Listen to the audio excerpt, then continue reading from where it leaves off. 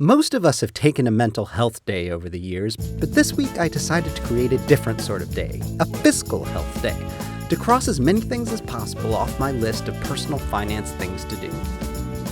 Money is tight, there's no doubt about it. So here's what happened. I can't afford to have my Everyone has a weakness when it comes to their personal finance paperwork, and ours happens to be health insurance. As much as I like healthcare flexible spending accounts to pay for things that health insurance doesn't cover, there is a fair bit of paperwork that comes with it. If you're keeping track of all of your receipts, eventually by the time the middle of the year rolls around, you have a big stack of stuff and you're not sure if you've been reimbursed for it automatically or if you need to submit it.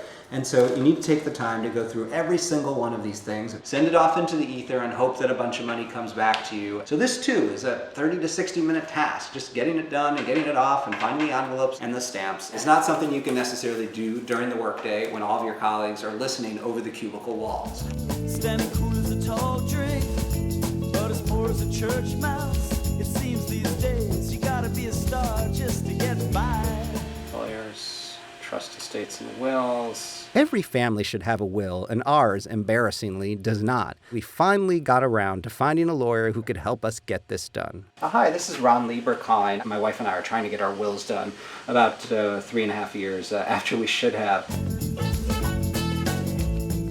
Merrill Lynch offers a great set of forms, free, on the web that serve as a sort of, here's where to find all of my financial account stuff if I die unexpectedly guide to those you leave behind.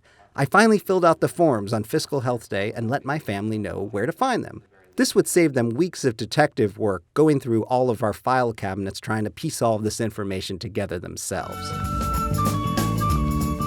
Automate, automate, automate. We set our paychecks up for auto deposit and often save automatically into retirement accounts at work.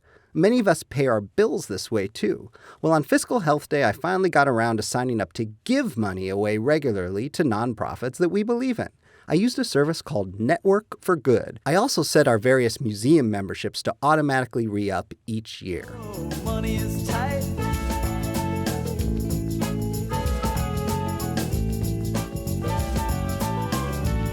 You have a whole bunch of frequent flyer programs, you have a whole bunch of hotel loyalty programs. The problem is that you have to take the time to find every single one of these things and write down the number and write down the username and write down the password and then put them in a single piece of software that will track it all for you automatically without you having to collect or gather any cards anymore. The best part about having all of this kind of sorted in one place is that when it comes time to take a trip, you know where you have freebies ready. And so, you end up using the stuff more quickly.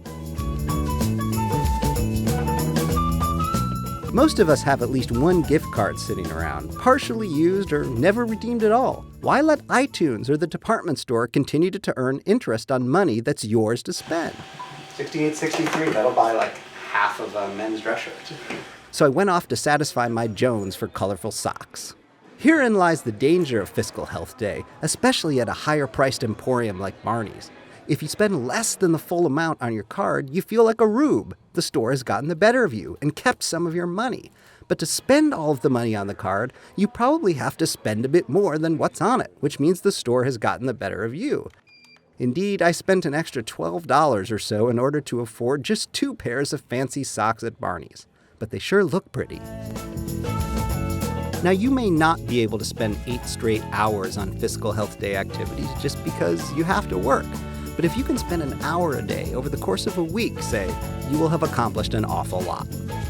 I'm Ron Lieber, the Your Money columnist for the New York Times.